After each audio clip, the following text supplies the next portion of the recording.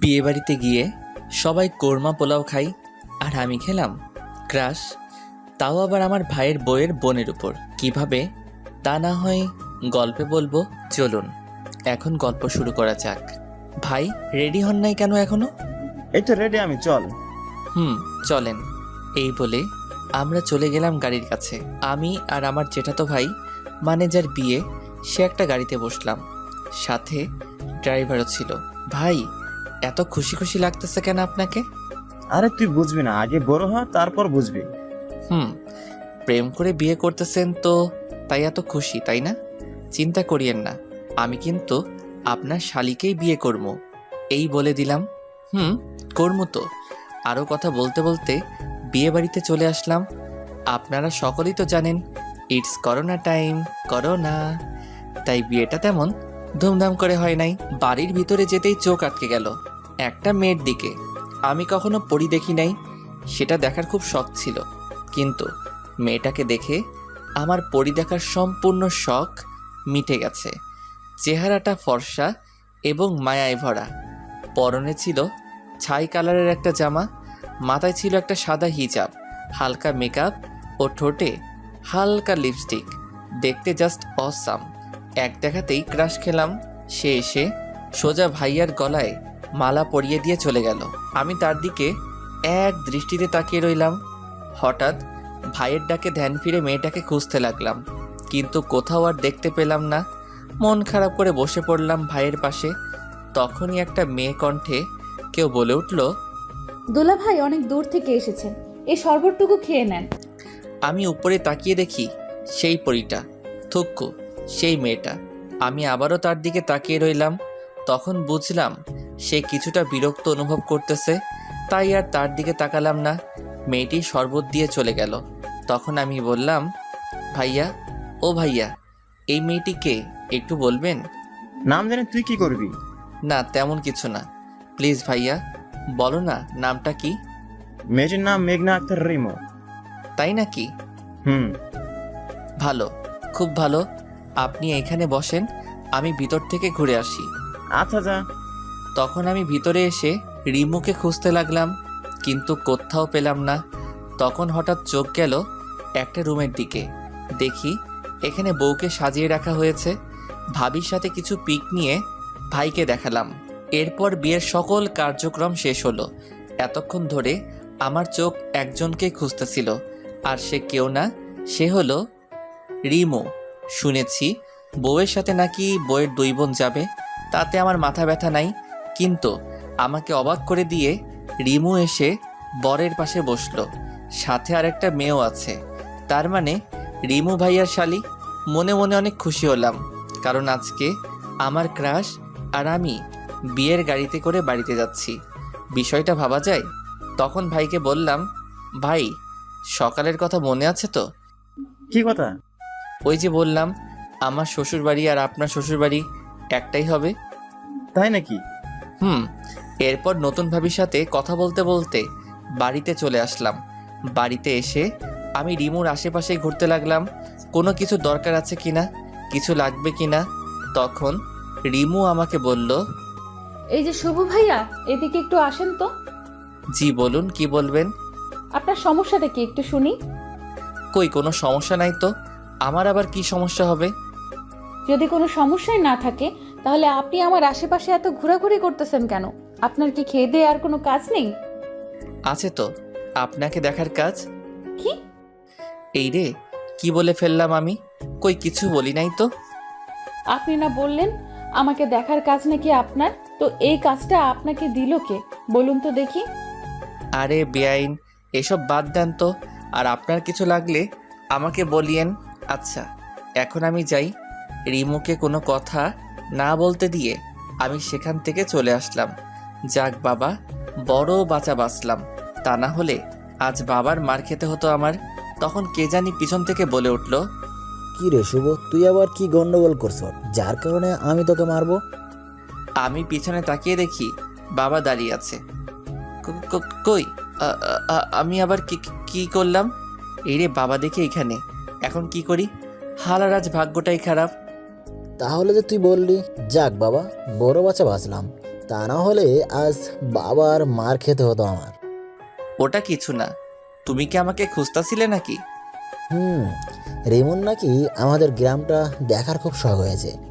তুই গিয়ে একটু ঘুরে আয় তো রিমুর সাথে। আমি যাবো সত্যি? কেন, তুই কি যাবি না রিমুর সাথে? কি বলো বাবা, আমি কি তোমাকে একবারও বলছি আমি যাবো না? আমি গিয়ে রেডি হইতাছি, তুমি গিয়ে রিমুকে গিয়ে বলো রেডি হইতে। তাড়াতাড়ি রেডি হয়ে আয়। জি বাবা। এরপর আমি গিয়ে রেডি হয়ে গেলাম। কিছুক্ষণ পর আমি নিচে এসে দেখি রিমু বসে আছে। পরনে একটা খয়েরি কালারের লম্বা জামা, সাদা হিজাব, মুখে হালকা মেকআপ ও ঠোঁটে হালকা গোলাপি লিপস্টিক লাগানো। যা দেখে আমি আবার ক্রাশ খেয়েছি রিমুর উপর। আমি হা করে তাকিয়ে আছি রিমুর দিকে। এটা দেখে ভাইয়া বলল, কিরে তুই আর রিমু দেখি একই কালারের জামা পরছস? আরে ভুল করে মিস্টেক করেছি। আমি কি জানতাম সে খয়েরি কালারের জামা পরেছে? যদি জানতাম তাহলে কি আর খয়েরি কালারের পাঞ্জাবিটা পরতাম? তখন ভাই আমার কানের কাছে এসে বলল, যাই বলিস, তোকে কিন্তু আজকে অনেক সুন্দর লাগতেছে। রাস্তায় সাবধানে চলিস, আর কয়টা প্রপোজ পাস সেটা এসে কিন্তু আমাকে বলবি। আরে ভাইয়া তুমিও না। হয়েছে, আর লজ্জা পেতে হবে না। আচ্ছা। এই বলে আমি আর রিমো বেরিয়ে ঘুরতে বের হলাম। সেখানে এমন কিছু হবে সেটা আমি ভাবতেও পারি নাই। রিমো এমন কিছু করলো যেটা দেখে আমি অবাকের চরম মাত্রায় পৌঁছে গেছি। আমি আর রিমো রাস্তা দিয়ে হাঁটতেছিলাম, তখন হঠাৎ রিমো বলে উঠল, এই শুভ, একটু গাছটার পেছনে চলো তো। কেন? আগে চলো তো সেখানে। এরপর আমি আর রিমো একটা গাছের পিছনে গেলাম। তখন রিমো কাকে জানি কল করছে। তার কথাটা ছিল এই রকম, ওই রাজ, তুমি এখন কই আছো? কি বলো তা শুনতে পাচ্ছি না। ও আচ্ছা, তো তুমি কি এখন একা আছো নাকি তোমার সাথে আরো কোনো মেয়ে আছে? ও আচ্ছা, ভালো। এই বলে আমি আর রিমু চলে গেলাম একটু সামনে। সেখানে একটা ছেলে ও একটা মেয়ে রাস্তার পাশে বসে আছে।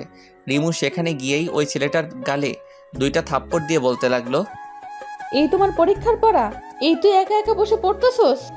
তুমি এখানে কি করো? তুই আর আমাকে তুমি করে বলবি না। আজকে থেকেই আমাদের ব্রেকআপ। তুই আমার সাথে আর কোনো যোগাযোগ করবি না। তুমি আমার কথাটা একটু শোনো। কি শুনবো তোর কথা? কি শুনবো? এই বলে আরেকটা থাপ্পড় মারলো। তখন রাজের পাশের মেয়েটা বলতে লাগলো, আরে রিমু আপু, তুমি আমার জামাইকে এইভাবে মারছো কেন? কি? রাজ তোমার জামাই? গত মাস আমাদের বিয়ে হয়েছে। ओ भाई, मारो मुझे, मारो मारो मुझे, मारो। ये क्या मजाक हो रहा है? কি হলো তোমার আপু? এই বাটপাটটার বউ থাকার পরেও আমার সাথে প্রেম করছে? কি, তুমি রিমুর সাথে প্রেম করছো? এই বলে রাজকে একটা থাপ্পড় মেরে চলে যায়। আমি তো ব্যাককলের মতন তাদের কাহিনী দেখতেছি আর হাসতেছি এবং রাজকে মন থেকে ধন্যবাদ দিতে থাকি, কারণ তার আজকের কাহিনীর জন্যই রিমু আবার সিঙ্গেল হয়ে গেছে। তখনই রিমু আমাকে ডাক দিল, এই শুভ, এখান থেকে চলো। এখানে থাকতে আমার ভালো লাগতেছে না। এই বলে হাঁটা শুরু করলো। আমি রিমুর চোখের কোণে পানি দেখতে পেলাম। কিছু দূর যাওয়ার পর রিমুকে বললাম, রিমু প্লিজ মন খারাপ করো না, দেখো যা হওয়ার তা হয়ে গেছে। এইটা বলার সাথে সাথে রিমু আমাকে জড়িয়ে ধরে কান্না করতে লাগলো। রিমু যখন আমাকে জড়িয়ে ধরলো তখন আমার কাছে মনে হতে লাগলো যেন আমার শরীর দিয়ে কারেন্ট প্রবাহিত হয়ে গেছে। আমি নির্বাক হয়ে গেছি। আমি রিমুকে সান্ত্বনা দিয়ে বললাম, দেখো রিমু, তুমি আর কান্না করো না, যা হওয়ার তা হয়ে গেছে। সে তোমাকে ভালোবাসতো না, তাই তোমার সাথে এইরকম ছলনা করতে পারছে। তুমি প্লিজ কেঁদো না, আর তুমি আবার প্রথম থেকে শুরু করো, দেখবে সব ঠিক হয়ে যাবে। কিন্তু আমি তো তাকে খুব ভালোবেসেছি, নিজের থেকেও বেশি বিশ্বাস করতাম তাকে, আর সে কিনা আমার সাথে। প্লিজ রিমু, কান্না থামাও। দেখো লোকে কি বলবে, তারা তো খারাপ বলবে। তাই বলছি এখন আপাতত ওই দিকটায় চলো, সেখানে গিয়ে না হয় কান্না করবে। এরপর আমি আর রিমু একটা খালি জায়গায় বসলাম। প্রায় 2 ঘন্টা কান্না করার পর তার কান্না থামলো। রিমু, তোমার হয়েছে, এবার তো বাড়িতে চলো, দেখো রাত 8টা বাজে। আচ্ছা চলো। এরপর আমি আর রিমু বাড়িতে চলে আসলাম। রিমু কিছুটা স্বাভাবিক হয়েছে। এরপর রাতে খাবার খাওয়ার সময় হলো আরেক বিপত্তি। ভাইয়া আমাকে বলল, শুভ, তুই একটু রিমুকে ডেকে আনতো খাওয়ার জন্য। আচ্ছা ভাইয়া। এই বলে রিমুর ঘরের দিকে গেলাম রিমুকে ডাকার জন্য। যেই আমি রিমুর ঘরে ঢুকলাম তখন দেখলাম রিমু তার হাতে ব্লেড দিয়ে একটা আঁচড় দিছে এবং টপ টপ করে রক্ত পড়া শুরু হয়ে গেছে। আমি তাড়াহুড়া করে আমার পকেট থেকে রুমাল বের করে রিমুর হাতে পেঁচিয়ে দিলাম যাতে একটু রক্ত পড়া কমে, কিন্তু রক্ত পড়া যেন বন্ধই হচ্ছে না। আমার সাদা রুমালটা রক্তে পুরোটা লাল হয়ে গেছে আর এইদিকে রিমু কান্না করে যাচ্ছে। আমি রিমুকে ঠাস করে একটা থাপ্পড় মারলাম এবং বললাম, চুপ থাক, এখন এত কান্না কিসের? যে চলে গেছে সে তো গেছে, তার জন্য নিজের জীবন শেষ করা লাগবে নাকি? আমার কথা শুনে রিমু কিছুটা শান্ত হলো। এরপর আমি রিমুকে কোলে তুলে নিচে চলে গিয়ে ভাইয়াকে বললাম, ভাইয়া তাড়াতাড়ি গাড়ি বের করো, রিমুকে নিয়ে হাসপাতালে যেতে হবে। কেন, কি হয়েছে? আগে তুমি গাড়িটা বের করো। এরপর আমি আর ভাইয়া মিলে রিমুকে হাসপাতালে নিয়ে গেলাম। ওখানে যাওয়ার পর ডাক্তার রিমুর হাতে সেলাই করে। অনেকখানি কেটে গেছে হাতটা, তাই 5টা সেলাই দেয়, এরপর ব্যান্ডেজ করে দেয়। রাত 12টার দিকে আমরা বাড়ি চলে আসি। বাড়িতে আসার সাথে সাথে সবাই জিজ্ঞেস করতে থাকে কিভাবে কেটেছে। তখন আমি বললাম, আরে তেমন কিছু না, ব্লেড দিয়ে নখ কাটতে যাই তখন হাতটা কেটে যায়। কিরে তুই না? ভাইয়া আর কিছু বলতে না দিয়ে ভাবিকে নিয়ে ঘরে চলে যাই। ভাইয়াকে আজ ঘটে যাওয়া সকল কিছু বলে দিয়েছি, তাই ভাইয়া ভাবিকে নিয়ে যায়। কিছুক্ষণ পর ভাবি রিমুকে ভাত দিয়ে যায় খেতে। তারও তো আজ বাসর রাত, সেখানেও তো কিছু নিয়ম আছে, সেগুলো পূরণ করতে ভাবি চলে যায় বাসর ঘরে। তখন রিমু বলল, শুভ, আমার হাত তো কাটা, প্লিজ তুমি আমাকে একটু খাইয়ে দাও না প্লিজ। ওরে আল্লাহ, এই মেয়েকে নিয়ে আমি কি করব কিছুই বুঝতে পারতেছি না। সে নাকি আমার হাতে ভাত খাবে। আমি একটু বিরক্ত হয়েছি, কারণ এর আগে আমি কাউকে খাইয়ে দেই নাই তাই, কিন্তু খুশি তার থেকে বেশি হয়েছি কারণ আমার ক্রাশ আমার হাতে খেতে চাইছে তাই।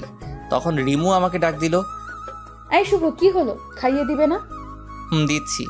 এরপর রিমুকে খাইয়ে দিতে লাগলাম। কিছুক্ষণ পর রিমুর খাওয়া শেষ হলো। তখন তাকে পানি খাইয়ে দিতে যাব, তখন দেখি সে তার ডান হাত দিয়ে পানি খাইতেছে। আরে রিমুর তো বাঁ হাত কেটেছিল, আর সে তো ডান হাত দিয়ে সহজে খেতে পারতো। তখন আমি কিছুটা রাগী কণ্ঠে রিমুকে বললাম, এটা কি হলো? কই, কি আবার হবে? তোমার ডান হাতটা তো ভালো, তাহলে তুমি আমার হাতে খেলে কেন? ওমা, তাই তো। এই বলে রিমু একটা হাসি দিল। রিমুর এই হাসি থেকে আমার সমস্ত রাগ চলে গেল। আমি তার হাসি দেখতে লাগলাম। রিমু এটা বুঝতে পেরে হাসিটা বন্ধ করে আমাকে বলল, কি দেখতেছেন এইভাবে? তোমার হাসিটাকে। শুধুই কি হাসি দেখতেছেন নাকি আরো কিছু দেখতেছেন? তোমাকেও দেখতেছি, কত সুন্দর তুমি, সুন্দর তোমার এই হাসিটা, যেটা দেখে 1000 বছর কাটিয়ে দিতে পারবো আমি। তাই নাকি? এই রে, এটা কি বললাম আমি? সে যদি এখন কিছু মনে করে তাহলে তো প্রেম করার আগে আমার ব্রেকআপ নিশ্চিত। কি হলো, চুপ করে আছেন কেন? এটা বাদ দেন, আগে বলেন আপনি আমার হাতে খাবার খেলেন কেন? আপনার হাত তো ঠিকই আছে। আসলে আমার না নিজের হাতে খেতে একদমই ভালো লাগতেছিল না, তাই আমি আপনার হাতে খেলাম। প্লিজ রাগ করিয়েন না, কাল থেকে তো আর খাবো না। কেন খাবে না? বারে, কালকে তো আমরা চলে যাব, তাহলে খাবো কিভাবে? ও তাই তো। আর যদি আপনি চান তাহলে কিন্তু সকালে নাস্তা ও দুপুরের খাবার খেতে পারবো আপনার হাতে। সত্যি? 100% সত্যি। তো এত আপনি আপনি করতেছেন কেন? আমরা তো ফ্রেন্ড হতে পারি, তাই না? আপনি চাইলে আরো কিছু হতে পারি। কি হলো বলেন, আমরা কি ফ্রেন্ড হতে পারি না? অবশ্যই। তাহলে নো, আপনি অনলি তুই। আচ্ছা, এই বলে আমি প্লেট রাখতে উঠতে যাব, তখনই ভাবি এসে রিমুকে ঠাস ঠাস করে 2টা থাপ্পড় মেরে রিমুকে জড়িয়ে ধরে কান্না করতে লাগলো। এই তোকে কে বলছিল হাত কাটতে? যদি শুভ না দেখতো তখন কি হতো তুই বল? তোর যদি কিছু হতো তাহলে তোর দুলাভাই কি করে আমাদের বাড়িতে মুখ দেখাতো? কিরে চুপ করে আছিস কেন, বল? আপু সরি রে, আসলে আমি তাকে খুব বেশি ভালোবেসেছিলাম, কিন্তু সে তো আমাকে খুব বড় একটা ধোঁকা দিল। তাই বলে কি তোকে মরতে হবে? তখন আমার মাথা একটুও কাজ করতেছিল না, তাই এরকম একটা ভুল পদক্ষেপ নিয়েছি। ভাবি যেটা হয়ে গেছে সেটাকে নিয়ে আর কথা বলে কি হবে, বাদ দেন তো। আর আপনি গিয়ে এখন ভাইয়ার কাছে যান। আর আজকে আপনাদের জীবনের সুখের দিন, এই দিনে কি কেউ কান্না করে? আর এমনিতেই এখন রাত প্রায় 1:30 বাজতে চললো, কাল সকালে আবার উঠতে হবে তো। আচ্ছা যাচ্ছি। এরপর ভাবি চলে গেল, কিন্তু রিমু কান্না করেই যাচ্ছে, যেটা আমার মোটেও সহ্য হচ্ছে না। তাই আমি আবার রিমুর পাশে গিয়ে বসলাম এবং বলতে শুরু করলাম, এই তুমি এভাবে কান্না করতেছো কেন? যা হওয়ার হয়ে গেছে, তুমি এখন ঘুমাও। আমার ঘুম আসছে না। আমি মাথায় হাত বুলিয়ে দেই। দাও। আমি রিমুর মাথায় হাত বুলিয়ে দিচ্ছি আর রিমুর মুখের দিকে তাকিয়ে আছি। তার চেহারাটা কত মায়াবী। এই মায়াবী কন্যাকে যদি আমার বউ হিসেবে পেতাম তাহলে খুব ভালোবাসতাম তাকে, কিন্তু সে কি কখনো আমাকে ভালোবাসবে? এইসব ভাবতেছি তখন দেখি যে রাত 2:13 বাজে। এদিকে রিমুও ঘুমিয়ে গেছে, আমারও খুব ঘুম পাচ্ছে, তাই আমি আমার রুমে গিয়ে ঘুমিয়ে গেলাম। সকালে কারোর ডাকে ঘুম ভাঙলো আমার। তাকিয়ে দেখি আব্বু ডাকছে। এই শুভ, তোর এত ঘুম কিসের? রাতে ঘুমাসনি? চুরি করতে গেছিলি নাকি? না তো, এই যে উঠতেছি। আমি ঘড়িতে তাকিয়ে দেখি এখন 9:30 বাজে। ভাই, তাই তাড়াতাড়ি ফ্রেশ হয়ে রিমুকে দেখতে গেলাম। দেখি রিমু খাটের উপর বসে আছে আর কার সাথে যেন কথা বলতেছে। আমি তার চেহারাটা দেখতে পাচ্ছি না। তখন আমি রিমুকে উদ্দেশ্য করে বললাম, এই যে মিস রিমু, আমি কি ভিতরে আসতে পারি? আরে শুভ, তুই আয়, ভেতরে আয়। আমি ভিতরে গিয়ে দেখি রাজ বসে আছে এবং পাশে রাজের বউ বসে আছে। তাদের দেখে আমার মনটা খারাপ হয়ে গেল, কিন্তু রিমুর কথা শুনে বুঝলাম রাজ ক্ষমা চাইতে আসছে এবং রিমুও তাকে ক্ষমা করে দিয়েছে। রিমু মন থেকেও খুব ভালো, কারণ যদি ভালো না হতো তাহলে কি ক্ষমা করে দিত? না অন্য কোনো মেয়ে হলে ক্ষমা করতো না। তারা চলে গেছে। আমি রিমুকে জিজ্ঞাসা করলাম, এই নাস্তা করছস? না রে, একটু করে দে তো। এই যে খাবার, আপু সকাল 8টার সময় খাবার দিয়ে গেছে, তুই খাইয়ে দিবি বলে এখনো খেতে পারিনি। এখন তাড়াতাড়ি খাইয়ে দে তো, ওষুধ খাওয়া লাগবে তো। দিচ্ছি। এই বলে রিমুকে খাইয়ে দিতে লাগলাম। তাকে খাইয়ে দিতে আমার খুব ভালো লাগতেছিল। আমি ভাবতাছিলাম যদি সারা জীবন এইভাবে তাকে খাইয়ে দিতে বলতে আমি তাকে খাইয়ে দিতে পারবো। আউচ, ব্যথা পেয়েছি তো। রিমু আমার হাতে কামড় দিছে। রিমু শয়তানি হাসি হাসতেছে, যেটা দেখে আমি আবার রিমুর প্রেমে পড়ে গেলাম। আচ্ছা সরি, আর দিব না। ওকে। খাবার শেষে ওষুধ খেলো এবং তাকে ঘুমাতে বলে।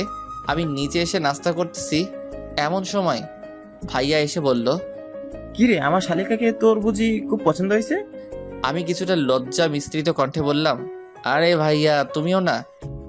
বুঝি বুঝি, সব বুঝি, চিন্তা করিস না। হেল্প লাগলে বলবি, হেল্প করার চেষ্টা করব। আচ্ছা ভাইয়া, দেখো তোমাকে ভাবি ডাকছে। যাচ্ছি। দুপুরে বৌভাতের কার্যক্রম শেষ হয়েছে। খুব ব্যস্ত থাকার কারণে দুপুরবেলা রিমুকে খাইয়ে দিতে পারিনি, যার কারণে সে যাওয়ার সময় আমাকে বলে যায়নি। ভাবির লোকেরা চলে গেল। ভাবি আর ভাইয়া কালকে যাবে। এই রে, কত বোকা আমি তো রিমুর কাছ থেকে তার ফোন নাম্বার কিংবা ফেসবুক আইডি কিছুই নেই। তাহলে আমি তার কাছ থেকে ক্ষমা চাইবো কিভাবে? না, কালকে যে করে হোক রিমুদের বাড়িতে গিয়ে তার কাছে ক্ষমা চাইতে হবেই হবে। দিনটা কোনো রকমে পার করলাম। সারাদিন রিমুকে প্রচুর মনে পড়লো। রাতে আমি আমার ব্যাগ গুছিয়ে ভাইয়ার আশেপাশে ঘুরতে লাগলাম। যদি একবার আমাকে বলে, কিরে শুভ যাবি আমাদের সাথে, গেলে চল, কিন্তু ভাইয়া একবারও বলল না। তারা তাদের মতন ব্যাগ গোছানো নিয়ে ব্যস্ত। আমি যেই আমার রুমে আসতে যাব তখনই ভাইয়া আমাকে ডাক দিল। এই শুভ, শোন। আমি তো খুব খুশি হয়ে ভাইয়াকে বললাম, কি? ভাইয়া আমি যাবো। তুই কই যাবি? না কিছু না। কি বলবে বলো, আমার ঘুম পাচ্ছে। আসলে আমার খুব পানির পিপাসা পেয়েছে, আর এখানে পানিও নেই। এখন যদি তুই আমাকে একটু পানি পান করাতি, তোর অনেক সওয়াব হতো আর কি। তুই আসলে একটা বজ্জাত। আমি সে কখন থেকে তোমার আশেপাশে ঘুরঘুর করছি আমাকে তোমাদের সাথে নিবে বলে, তা না আমাকে বলতেছো এখন থেকে পানি খাওয়াতে। তোর ভালো লাগে না? কিরে, জানা একটু। যাচ্ছি তো। ভাইয়া তো আমার কাহিনী দেখে মুচকে মুচকে হাসতে লাগলো। আমি বুঝলাম না এখানে হাসির কি হলো। এরপর ভাইয়াকে পানি দিয়ে আমি আমার রুমে গিয়ে শুয়ে পড়লাম। আজ কেন জানি ঘুম আসছে না, বারবার শুধু রিমুর কথাই মনে পড়ে যাচ্ছে। অন্যদিন হলে এতক্ষণে ঘুমিয়ে যেতাম। রিমুকে নিয়ে ভাবতে ভাবতে কখন যে ঘুমিয়ে গেলাম সেটা জানি না। সকালে ভাবির ডাকে ঘুম ভাঙলো। আমি চোখ খুলে ভাবিকে দেখেই ভাবিকে বলতে লাগলাম, কি ভাবি এখনো যাওনি কেন? কি আর করার দেবর, তোমার ভাই তো আমাকে নিয়ে যায়নি এখনো, তাই আর যাওয়া হয়নি। ও আচ্ছা। এরপর আমি ফ্রেশ হতে চলে গেলাম। ফ্রেশ হয়ে নিচে গিয়ে দেখি ভাইয়া রেডি হয়ে বসে আছে, ভাবিও রেডি। তাদের দেখে আমার মুখটা কালো হয়ে গেল। আমি যেতে পারবো না তো, তাই আর কি। কিরে, তুই এখন রেডি হসনি কেন? আমি রেডি হব কেন?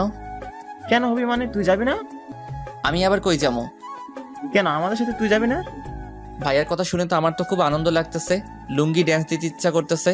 আমার পরনে লুঙ্গি ছিল, ভাবছিলাম একবার লুঙ্গি ড্যান্স দিয়েই দেই। তারপর ভাবলাম এখানে অনেক লোক আছে, আমি না হয় আমার রুমে দিবনি। এখন দেওয়া যাবে না। আমি ওখানে গিয়ে কি করবো? কিছু করা লাগবে না, তুই গিয়ে তাড়াতাড়ি রেডি হয়ে নে, এমনিতে অনেক দেরি হয়ে গেছে। আমি আর কিছু না বলে সোজা আমার রুমে চলে আসলাম। এসেই প্রথমে আমার লুঙ্গি ড্যান্সটা কমপ্লিট করে রেডি হয়ে নিচে চলে গেলাম। নিচে যাওয়ার পর ভাবি বলতে লাগলো, দেখি দেখি আমার দেওরটাকে নজর ফুটা দিয়ে দেই, যাতে কেউ নজর না দেয়। আরে ভাবি তুমিও না। হয়েছে আর লজ্জা পেতে হবে না, চল তাড়াতাড়ি। এরপর আমরা চলে আসলাম ভাবিদের বাড়িতে। আমি তো ভাবিদের বাড়িতে এসে রিমুকে খুঁজতে লাগলাম, কিন্তু কোথাও দেখতে পেলাম না। দূর যার জন্য এখানে আসলাম তাকে তো দেখতে পাচ্ছি না। তখনই কে জানি পিছন থেকে বলে উঠলো। বাবা তুমি কেমন আছো? আমি পিছন ঘুরে তাকিয়ে দেখি ভাবির আব্বু। জি আঙ্কেল ভালো, আপনি কেমন আছেন? ভালো আছি। তোমাকে কি বলে যে ধন্যবাদ দেব সেটা আমার জানা নেই। কেন আঙ্কেল ধন্যবাদ কেন? বাবা তোমার জন্যই তো আজ আমার মেয়েটা বেঁচে আছে। থাক না আঙ্কেল, ওই বিষয়টা বাদ দেন। আচ্ছা আচ্ছা আঙ্কেল, রিমু এখন কেমন আছে?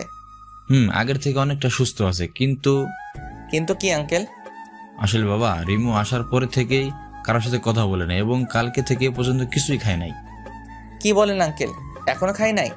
হুম আচ্ছা আঙ্কেল, একটা প্লেটে খাবার এনে দেন, আমি গিয়ে ওকে খাইয়ে দিচ্ছি। এরপর আঙ্কেল খাবার এনে দিয়ে রিমুকে নিয়ে রুমে নিয়ে গেল। আমি আঙ্কেলকে চলে যেতে বললাম, তাই আঙ্কেলও চলে গেল। এরপর আমি রিমুকে উদ্দেশ্য করে বলতে লাগলাম, কি রে ঘরে আসতে দিবি? রিমু আমার দিকে তাকিয়ে আবার অন্যদিকে মুখ ঘুরিয়ে নিয়ে বলল, কেন এসেছেন এখানে? আমি রিমুর কাছে এসে হাঁটু কেড়ে বসে আমার কাঁধ ধরে বললাম, এদিকে তাকাও, আমি সরি আর হবে না। হয়েছে আর কানে ধরতে হবে না, যাও, ক্ষমা করে দিয়েছি। তুই নাকি আজকে কিছুই খাস নাই, আর কালকেও নাকি কিছুই খাস নাই। খাবার খাইয়ে দিতে দিতে বললাম, দেখো যা হবার তা হয়ে গেছে, এখন মন খারাপ করে কি হবে? তুই যদি এমন করস তোর বাবা মাও তো কষ্ট পাবে, তাই না? নিশ্চুপ হয়ে যাচ্ছে আর আমার কথায় মাথা নাড়াচ্ছে। খাবার শেষে আমি রিমুকে বললাম, এইবার আমি আর তোকে খাইয়ে দিতে পারবো না। 2 দিন পর তো তোর জামাইয়ের বাড়িতে যাবি, তখন যদি সে জানতে পারে আমি তোকে খাইয়ে দিচ্ছি তখন সে তো আমাকে মেরে ফেলবে। রিমু কিছুই বলল না, শুধু একটা জোরপূর্বক হাসি দিল। আমি রিমুর রুম থেকে চলে আসলাম। বিকেলবেলা ছাদে দোলনায় বসে আছি। ছাদটা খুব সুন্দর করে সাজানো আছে, এক পাশে ফুল গাছ দিয়ে ভরপুর আর অন্য পাশে কিছু সবজি গাছ লাগানো। আর ওই পাশে একটা দোলনা আছে আর চেয়ার রাখার জায়গা আছে। এখানে বসে আড্ডা দিতে খুব মজা হয় বলে মনে হইতেছে। এইসব ভাবতেছি, ঠিক তখনই রিমু আমার পাশে এসে বসলো এবং বলল, কিরে কি ভাবিস? কিছু না।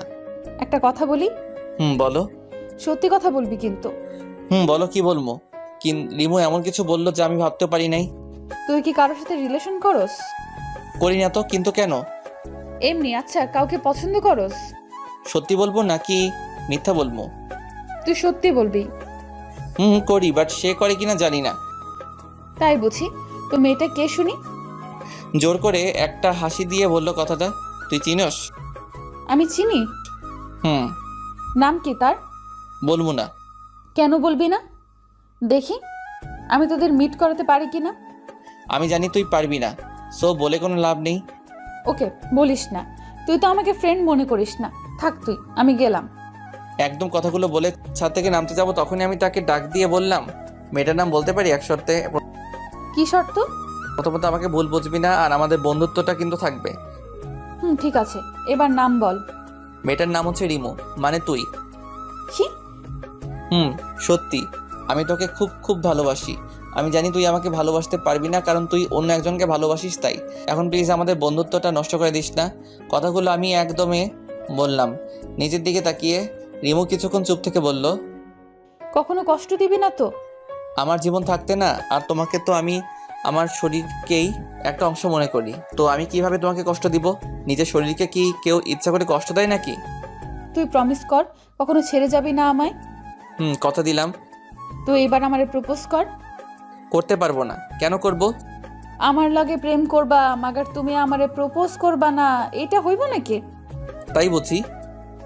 তাই এখন তাড়াতাড়ি আমারে প্রপোজ কর, তা না হলে আমি গেলাম। আচ্ছা বাবা, করতেছি। তো ফুল কই? ফুল ছাড়া কেমনে করবা? ফুলও লাগবো? লাগবে। দাঁড়াও, ব্যবস্থা করতেছি। এরপর আমি পকেট থেকে একটা কাগজ বের করলাম, সেটা দিয়ে কাগজের একটা শাপলা ফুল বানিয়ে রিমুর সামনে হাঁটু কেড়ে বসে বলতে লাগলাম, আমি জানি না কিভাবে ভালোবাসতে হয়, কারণ আমি কখনো কাউকে আমার জীবনসঙ্গী হিসেবে ভালোবাসিনি। আমি ভালোবাসতে চাই তোমাকে, আমি খুশি রাখতে চাই তোমাকে সব সময়। তুমি রাগ করলে তোমার রাগ ভাঙতে চাই আমি হতে চাই তোমার মনের মতো, because I love you Rimu, I really really really really and I really love you. Do you love me Rimu? I do and I love you too Shubho. এই বলে আমার হাত থেকে ফুলটা নিল এবং বলল, প্লিজ কখনো ছেড়ে যেও না আমাকে। না, কখনো যাবো না। রিমু তখন আমাকে জড়িয়ে ধরলো। তখন আমার মনে হচ্ছিল আমার শরীর দিয়ে যেন কারেন্ট বয়ে যাচ্ছে। সে এক অন্যরকম ফিলিংস। এই তুমি কি করছো? ছাড়ো আমাকে, কেউ দেখে ফেলবে তো। দেখলে দেখুক, তাতে আমার কি। তখনই কেউ একজন পিছন থেকে হাতে তালি দিয়ে উঠলো। তখন রিমু আমাকে ছেড়ে দিল। পিছনে তাকিয়ে দেখি কেউ একজন দাঁড়িয়ে আছে। এরপর ভালো করে তাকিয়ে দেখি এত ভাইয়া, তার মানে ভাইয়া আমাদের দেখেছে। তখন ভাইয়া বলল, বাবা খুব ভালো, আমার বাড়িতেই 5G। রিমোর সাথে দেখা হতে হতে রিলেশন শুরু করে দিয়েছে। না ভাইয়া, আসলে রাখ তোর ভাই, আমি তো ভাবছিলাম তুই মজা করছিলি, এখন তো দেখি সত্যি সত্যি তুই রিমোর সাথে প্রেম করতেছিস। আসলে জিজু হয়েছে কি, আর তুমি কেমন মেয়ে? তোমাকে প্রপোজ করার সাথে সাথে তুমি তোমার একসেপ্ট করতে হবে, কিছুদিন তাকে ঘোরাবা, এরপরে না হয় রিলেশন শুরু করতা। এটা বলে ভাইয়া হাসতে শুরু করলো। আমি তো পুরাই ভেবাচাকা খেয়ে গেছি। ভাইয়া এটা বলে কি? তার মানে কি ভাইয়া আমাদের মেনে নিয়েছে? আর রিমো জানো, তোমার বোনের পিছনে আমি 6 মাস ঘুরেছি, এরপর সে আমার সাথে রিলেশন শুরু করেছে, আর তুমি? এই ভাইয়া আমাকে মেনে নিছে দেখে তো সমস্যা হইতেছে কি? যাও, তুমি গিয়ে ভাবির কাছে থাকো, আর আমি আমার পরিটাকে নিয়ে থাকি। যাও তো এখান থেকে। রিমু তো লজ্জায় লাল হয়ে যাইতেছে। এরপর ভাইয়াকে এক প্রকার জোর করে ঘরে পাঠিয়ে দিলাম, আর রিমুকে আবার জড়িয়ে ধরলাম। এইভাবে দিনগুলি যেতে লাগলো। দেখতে দেখতে 6 মাস কেটে গেল আমাদের রিলেশনের। এর মাঝে ঝগড়া, ঘুরতে যাওয়া, একে অপরকে খাইয়ে দেওয়া তো ছিলই। আজ শুক্রবার, বন্ধুরা সবাই মিলে ঠিক করলাম আজকে ঘুরতে যাবো। সবাই সবার গার্লফ্রেন্ডকে নিয়ে যাবে, তাই আমিও রুমকে কল করে আমাদের সাথে যাওয়ার জন্য। টুট টুট টুট। হ্যালো শুভ, বলো। জানো তুমি কি করতেছো? এই তো শুয়ে আছি। তুমি কি করতেছো? এই তো কিছু না। আচ্ছা, তুমি কি আজকে ফ্রি আছো? না তো, কিন্তু কেন? আসলে আমরা সব বন্ধুরা মিলে ঠিক করেছিলাম আজ সবাই সবার গার্লফ্রেন্ডকে নিয়ে একসাথে ঘুরতে যাব, তাই আর কি। ও সরি জান, আজ আমি যেতে পারবো না, প্লিজ রাগ করিও না। আজ না আমি একটু অসুস্থ, তাই আর কি। কি হয়েছে তোমার? না তেমন কিছু না, সামান্য একটু জ্বর। আচ্ছা বাই, পরে কথা বলবো না। ওকে বলে কলটা কেটে দিলাম। কি আর করার, আমি মনটা খারাপ করে ঘরে শুয়ে রইলাম 2 ঘন্টা। তখন সিফাত কল করে যা বলল তা শুনে তো আমার মাথায় আকাশ ভেঙে পড়লো। রিমু, সে আমার সাথে এমনটা কেন করলো? আমি তো তাকে সত্যি ভালোবেসেছিলাম, তো সে আমার সাথে এমন কেন করলো? 2 ঘন্টা পর সিফাত কল করে বলল, দোষ, তোর গার্লফ্রেন্ড রিমু কই রে? কেন রে? তোকে বলতেছি, তুই তাড়াতাড়ি বল। সে তো অসুস্থ, বাসায় নাকি শুয়ে আছে। তাই নাকি? কেন রে? রিমু কি তোকে সত্যিই ভালোবাসে? বাসে তো। কেন, কোনো সন্দেহ আছে নাকি? দাঁড়া, তোকে একটা পিক দেখাচ্ছি, ওটা দেখে তুই বল তোকে কতটা ভালোবাসে। এরপর সিফাত আমাকে একটা পিক পাঠায়, যেটা দেখে আমার মাথায় আকাশ ভেঙে পড়ে। পিকটা ছিল এইরকম, যেখানে রিমু একটা ছেলের সাথে পার্কে বসে আছে, তাও আবার খুব কাছাকাছি বসে আছে। এটা দেখার পর আমি পুরো বাকরুদ্ধ হয়ে গেছি। আমার মাথা কাজ করা বন্ধ হয়ে গেছে। যাকে আমি এতটা ভালোবাসতাম, সে কি করে আমার সাথে এমনটা করতে পারলো? আমার শরীরটা মনে হয় নিস্তেজ হয়ে যাইতেছে। হঠাৎ মাটিতে পড়ে গেলাম, আর কিছু মনে নেই। চোখ খুলে দেখি আমি শুয়ে আছি বিছানার উপরে। চারিত্রিক অন্ধকার হয়ে গেছে। আমার পাশে কেউ নেই। ঘড়ির দিকে তাকিয়ে দেখি রাত 3টা বাজে। বিছানা থেকে উঠতে যাব, তখন দেখি মাথাটা ব্যথা করতেছে, উঠতে পারলাম না। পাশে মোবাইলটা রাখা, মোবাইলটা হাতে নিয়ে দেখি রিমু আমাকে 50টা কল দিয়েছে। রিমুর নামটা আমার ফোনের স্ক্রিনে দেখে আমার রাগটা আরও বেশি বেড়ে গেল। আমি তো তার সাথে ছলনা করিনি, সে আমার সাথে কেন করলে এমনটা? সে যদি আমাকে ভালো নাই বাসতো তাহলে আমাকে বলে দিত সে আমাকে ভালোবাসো না, তাহলে এমন ছলনা করলো কেন? এই মেয়েকে আমি আর ভালোবাসবো না, এইসব চিন্তা করতেছি, আর তখন মাথা ব্যথা আরও বেড়ে গেল। আমি আবারও জ্ঞান হারিয়ে ফেললাম। আমি চোখ খুলে দেখি আমার পাশে মা বসে আছে। চারোদিকে তাকিয়ে দেখি ভাইয়া, ভাবি এবং তাদের পাশে রিমু দাঁড়িয়ে আছে, আর তার চোখগুলো ফোলা দেখা যাচ্ছে। হয়তো রাতে কেঁদেছে। সে কান্না করবে কেন এটা আমি বুঝলাম না। তখন আম্মু বলে উঠলো, কি রে বাবা, এখন তুই কেমন আছিস? এই তো ভালো। তো কি হয়েছিল? জ্ঞান হারিয়ে মাটিতে পড়েছিলি কেন? জানি না আম্মু, হঠাৎ মাথা ব্যথা শুরু হলো। এরপর আর কিছু মনে নেই। তো আমি খাটের উপর আসলাম কিভাবে? তোকে রাতে খাবার খাওয়ার জন্য আমি ঘরে ডাকতে যাই, তখন দেখি তুই মেঝেতে পড়ে আছিস। তখন তোর বাবা আর তোর ভাই তোকে খাটে শুইয়ে দেয়। ও আচ্ছা। আম্মু, তোমরা রুম থেকে একটু বাইরে যাও তো, আমি রিমুর সাথে কিছু কথা বলবো। আমার কথা শুনে সবাই রুম থেকে চলে গেল, শুধু রিমু দাঁড়িয়ে আছে। তখন আমাকে বলল, কেমন আছো? আমি কেমন আছি তা জেনে তোর কি? তুই গিয়ে তোর প্রেমিকের সাথে থাক। এসব তুমি কি বলছো? কেন, তুই বুঝিস না? আমি তো তোকে ভালোবেসেছিলাম, কেন তুই এমনটা আমার সাথে করলি? আরে কি করছি সেটা তো আগে বলবা। কেন, কালকে কার সাথে পার্কে গিয়েছিল? কে হয় সে তোমার? তুমি কি করে জানলে? এই দেখো, এটা দেখো। ও এইটা দেখে? এত হাসির কি হলো? তোর এই হাসি এখন ভালো লাগতেছে না। তাই বুঝি? তো এই পিকটা দেখে তোমার এই অবস্থা? কেন হইব না? তুই আমাকে বললি তুই অসুস্থ, এখন তুই অন্য ছেলেদের সাথে ঘুরতে যাস? আমার জানটা দেখে আমার উপর রাগ করেছে। ওই তুই কজনকে জান বানাস? কাল সারাদিন যার সাথে ঘুরলি তাকে বলস, আর আজকে আমায় তুই জান বলতে চাস? তোর কাহিনীটা কি? আরে মেরি জান, ওইটা তো আমার ফুফাতো ভাই ছিল। তার সাথে আমি ডাক্তারের কাছে গিয়েছিলাম। তখন সে আমার মন ভালো করতে আমাকে নিয়ে পার্কে গিয়েছিল। তো এটা আগে বলনি কেন? আমি কি জানতাম এত কিছু হয়ে যাবে যে? আচ্ছা কান ধরছি, আর হবে না। প্লিজ কখনো ছেড়ে যেও না, আমি তোমাকে ছাড়া বাঁচতে পারবো না। হ্যাঁ, তা তো দেখলামই আজকে। I love you Rimu, I really really love you. I love you too. বলে রিমু আমাকে জড়িয়ে ধরলো। হঠাৎ ঠাস করে আওয়াজ হলো, দেখি রিমুর গাল লাল হয়ে আছে। কে মেরেছে দেখার জন্য তাকাতেই যাকে দেখলাম তাকে দেখার জন্য আমি মোটেও প্রস্তুত ছিলাম না। তাকে দেখার পর মনে হলো আমি যেন ভূত দেখেছি। এত ভাবি, আসলে ভাবি আমার আর রিমুর রিলেশনের কথা কিছুই জানতো না। তাকে দেখে আমরা দুইজনে একে অপরকে ছাড়িয়ে নিলাম। তখন রিমু বলল, আপু তুমি এইখানে? কি করতেছো তুই এখানে শুভর সাথে? আসলে আপু, আমি না শুভকে খুব ভালোবাসি। আমি তাকে ছাড়া বাঁচবো না। প্লিজ আপু। শুভ রিমুচা বলছে তা কি সত্যি? হ্যাঁ ভাবি, রিমু যা বলছে সব সত্যি। আমিও রিমুকে খুব ভালোবাসি, আমিও তাকে ছাড়া বাঁচবো না। প্লিজ ভাবি, এমন কিছু করো না যাতে আমরা আলাদা হয়ে যাই, প্লিজ। কতদিন থেকে তোমরা রিলেশন করতেছো?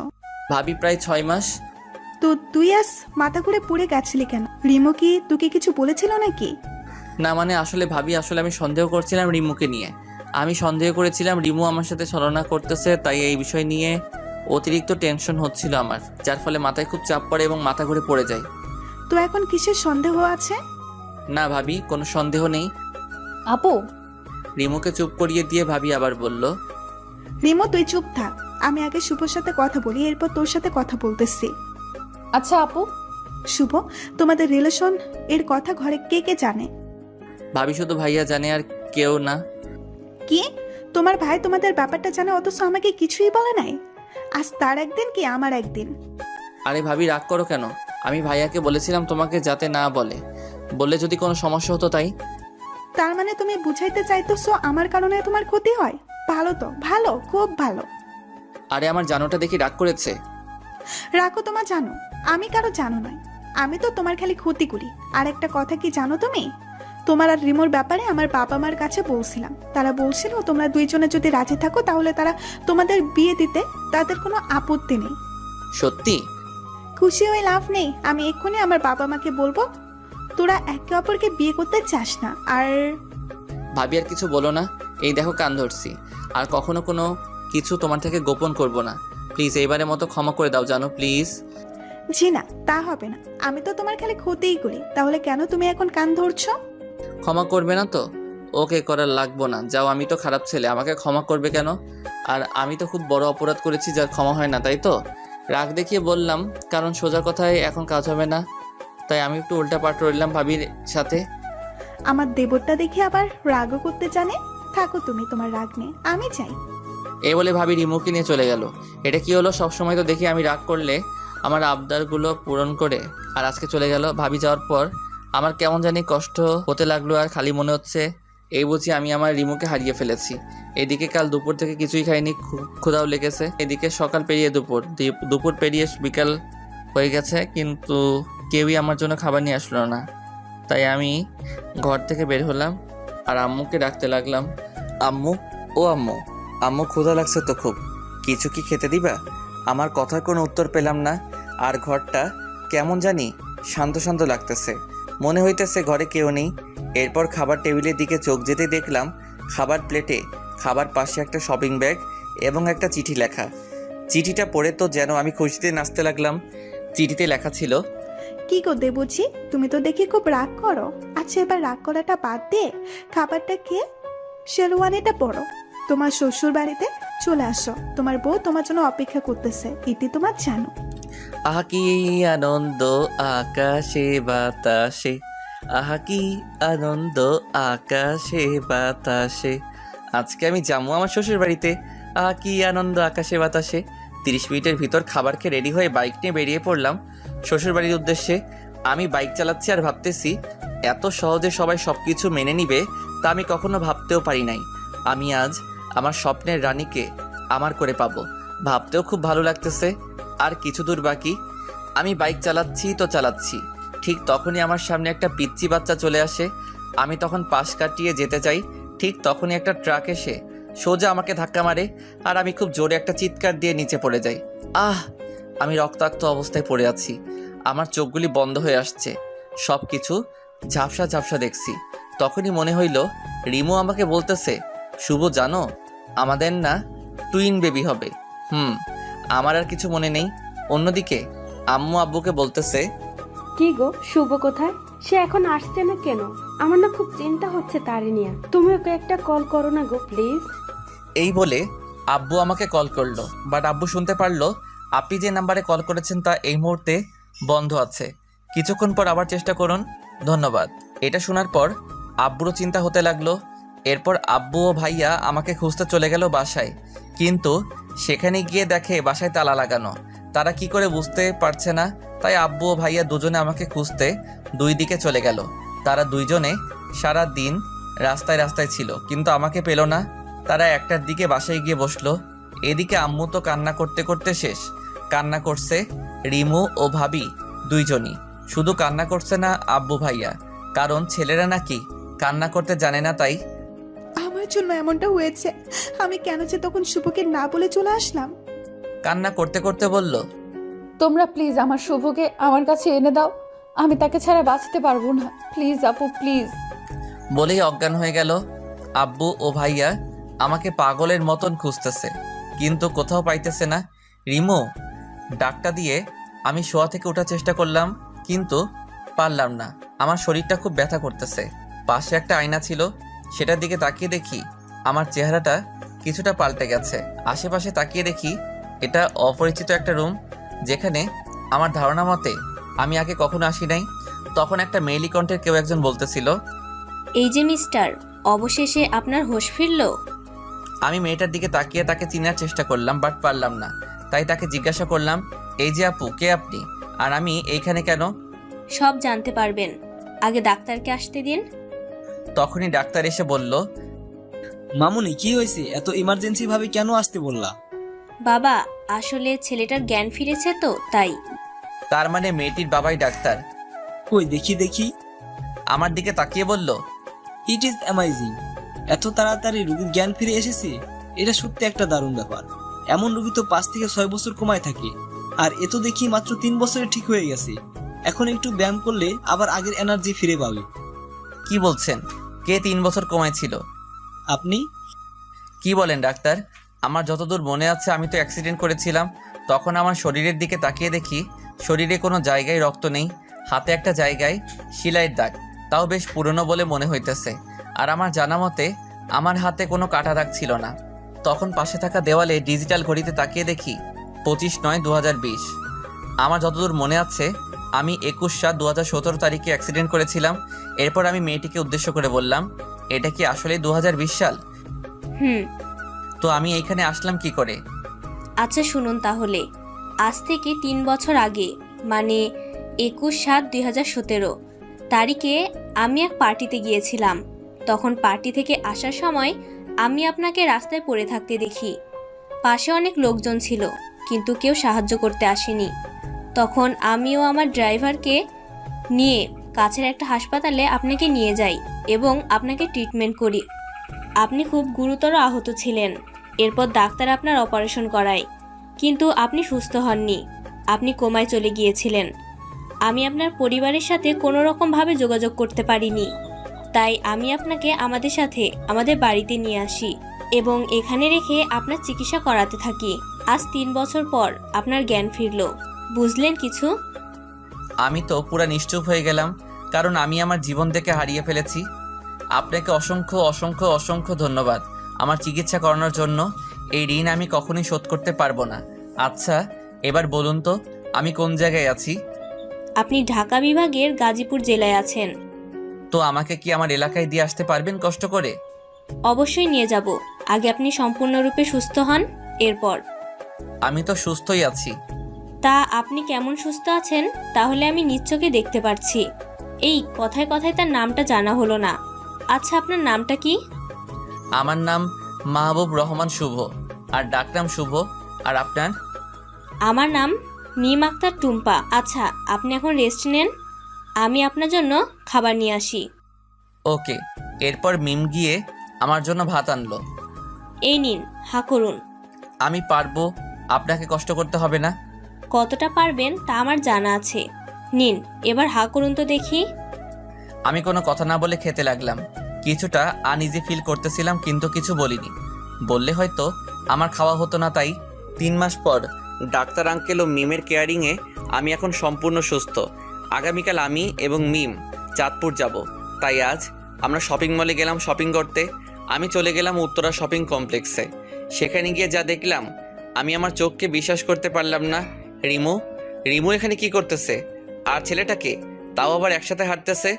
আমার কথা শুনে মিম আমাকে বলল, এই যে শুভ, তুই এখানে রিমুকে কোথায় দেখতেছোস? সে তো থাকে চাঁদপুর, তাই না? আমি মিমকে হাতের ইশারায় রিমুকে দেখালাম আর বললাম, ওই দেখ রিমু। আর এই ছেলেটাকে তো আমি চিনি না। মিম রিমুর দিকে চলে গেল, কিন্তু এই তাকে আর পেল না। এরপর আমি আর মিম মিলে সারা শপিং মলে রিমুকে খুঁজলাম, কিন্তু কোথাও পেলাম না। হঠাৎ আমার চোখ রাস্তার দিকে গিয়ে পড়ল। তখন দেখলাম ছেলেটি রিমুর হাত ধরে রাস্তা পার হচ্ছে। আমার বুঝতে আর বাকি রইল না ছেলেটি রিমুর কি হয়। আমি দৌড়ে রিমুর কাছে গেলাম, কিন্তু তাকে আর পেলাম না। তারা গাড়ি নিয়ে চলে গেছে। এরপর মিম আমার কাছে আসলো এবং আমাকে বলতে লাগলো, দেখ শুভ, কাল তো আমরা চাঁদপুর যাচ্ছি। কালকে না হয় দেখা যাবে এটাই সত্যি রিমু ছিল নাকি তোর মনের ভুল। আচ্ছা চলো এখন কিছু শপিং করি। চল। এরপর আমরা শপিং করতে গেলাম। আমার শপিংয়ের প্রতি কোনো মন নেই, শুধু একটাই কথা মাথায় ঘুরপাক খাচ্ছে, আর সেটা হলো রিমুকে নিয়ে। রিমু সত্যি বিয়ে করে ফেলেছে নাকি এটা আমার মনের ভুল, নাকি অন্য কোনো সম্পর্ক আছে রিমুর সাথে ওই ছেলেটার? কিরে শুভ, তুই এত কি ভাবতাছোস? মিমের কথায় আমার ঘোর কাটলো। কই কিছু না তো। কিছু না হলেই ভালো। এই তো শপিং করা শেষ হয়েছে। এই তো প্রায় শেষ। কেন বলতো? না মানে মাথাটা খুব ব্যথা করতেছে তো, তাই আর কি। কি, তোর মাথা ব্যথা করতেছে আর তুই আমাকে বলতেছিস না? এখন বললাম তো। তো বাসায় চল, আমি টিপে দিমুনি। চলো। একটু পর বাসায় চলে আসলাম। এরপর আমি শুয়ে রইলাম ঘুমানোর জন্য। বারবার শুধু রিমুর কথাই আমার মনে পড়তেছে। কখন যে ঘুমিয়ে গেলাম তা আর খেয়াল নেই। সকালবেলা মিমের ডাকে ঘুম ভাঙে, তাই আমি উঠে ফ্রেশ হয়ে রেডি হয়ে গেলাম। এরপর আমি আর মিম গাড়ি নিয়ে চলে গেলাম চাঁদপুরের উদ্দেশ্যে। দীর্ঘ 6 ঘন্টা পর আমরা এসে পড়লাম আমার চিরচেনা শহর চাঁদপুরে। এখানে প্রায় সব কিছুই পরিবর্তন হয়েছে। এখন আমি দাঁড়িয়ে আছি আমাদের বাড়ির সামনে। তখনই রিমু ঘর থেকে বের হলো। আমাকে দেখে চিৎকার দিয়ে বলতে লাগলো, এসেই আমাকে জড়িয়ে ধরলো আর বলতে লাগলো, শুভ, তুমি এসেছো? শুভ, তুমি কেমন আছো? এতদিন কই ছিলা তুমি? আমাকে কি একবারও মনে পড়ে নাই? তখনই আমার কালকের কথা মনে পড়ে গেল, যখন দেখলাম রিমু অন্যের হাত ধরে হাঁটতেছিল। কথাটা মনে হতেই রিমুকে এক ঝটকায় আমার থেকে দূরে সরিয়ে দিলাম আর বলতে লাগলাম, কি করছেন কি আপনি? আপনি আমাকে জড়িয়ে ধরেছেন কেন? আপনি এখন অন্য কারো বউ। কি বলছো কি তুমি? আমি অন্য কারো বউ মানে? এখন দেখি আপনি কিছুই বুঝতেছেন না। কালকে তো দেখলাম আপনি আপনার স্বামীকে নিয়ে রাস্তায় হাত ধরে হাঁটতেছিলেন। কোনখানে আমাদের দেখেছিলে? উত্তরা শপিং কমপ্লেক্সে। কি, তুমি কি ওইখানে ছিলা?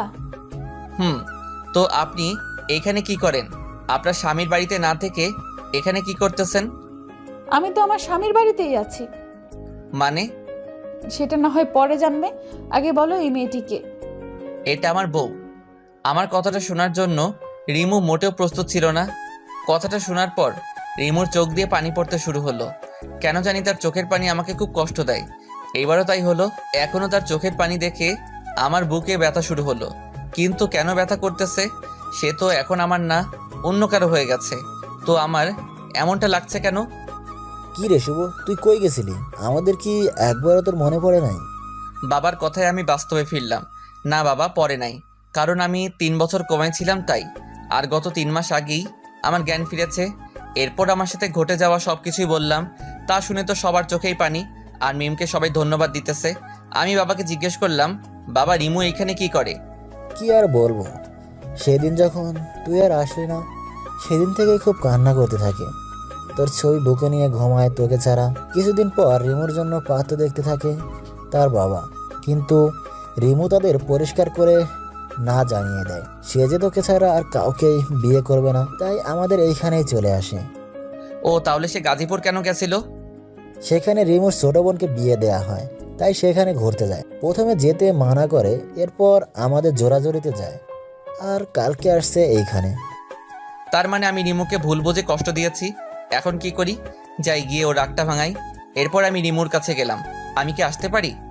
কেন আসবে? আপনি কি খুব রেগে আছেন আমার উপরে? না, কেন রেগে থাকবো? আচ্ছা সরি। আপনি এখন সরি বলতেছেন কেন? রিমু কথাটা কান্না করতে করতে বলল, আমার পাগলিটা যে আমার উপরে রাগ করে আছে তাই। আপনার পাগলি কি? আপনি গিয়ে আপনার বউয়ের কাছে যান। আমার হবু বউ তো আপনি, তো আপনার কাছেই তো আমি আসবো, তাই না? না, আসবেন না। আপনি ওই মেয়েটার কাছে যান। কোন মেয়েটা? তখন যাকে আপনার বউ বলেছিলেন তার কাছে। আমাদের কিন্তু এখনো বিয়ে হয়নি। তো আমার কি? বুঝছি, সোজা আঙুলে ঘি উঠবে না, দেখে একটু বাকি ওঠে কিনা। কি বিড়বিড় করতেছেন? যান এখান থেকে, আমার ভালো লাগতেছে না। তাই বুঝি? আচ্ছা যাচ্ছি।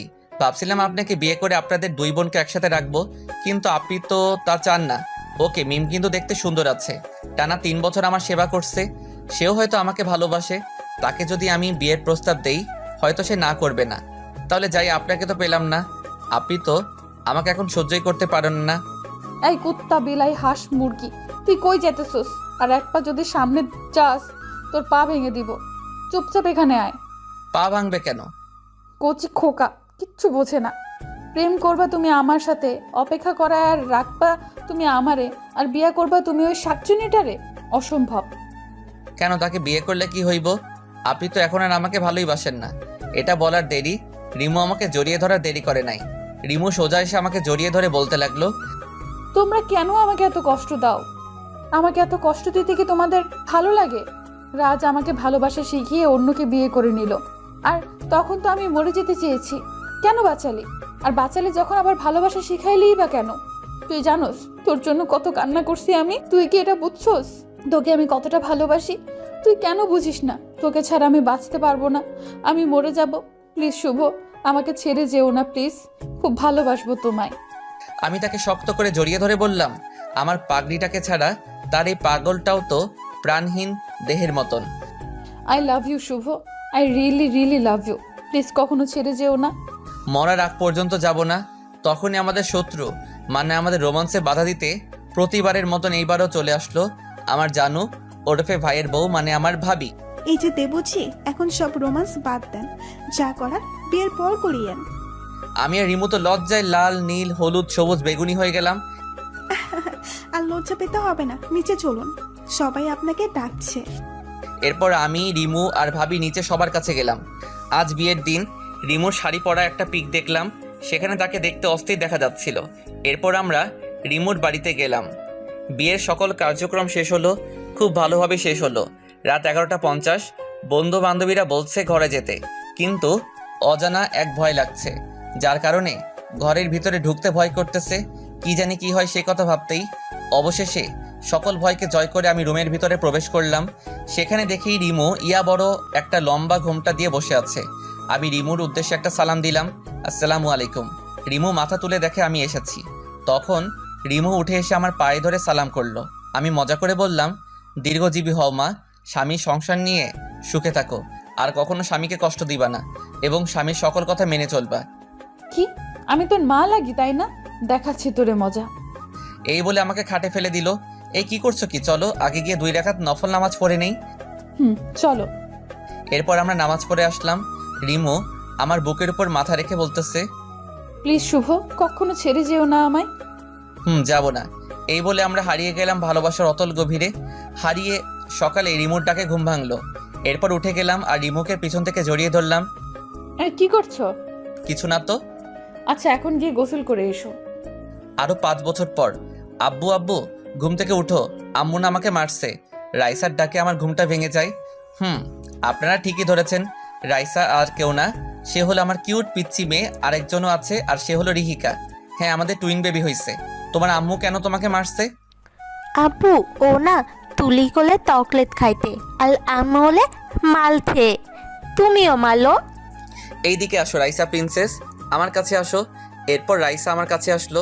রাইসা আমার কাছে আসে, আমি তার 2 গালে 2টা পাপ্পি দিয়ে রিহিকাকে বললাম, এবার খুশি তো রিহিকা মামুনি?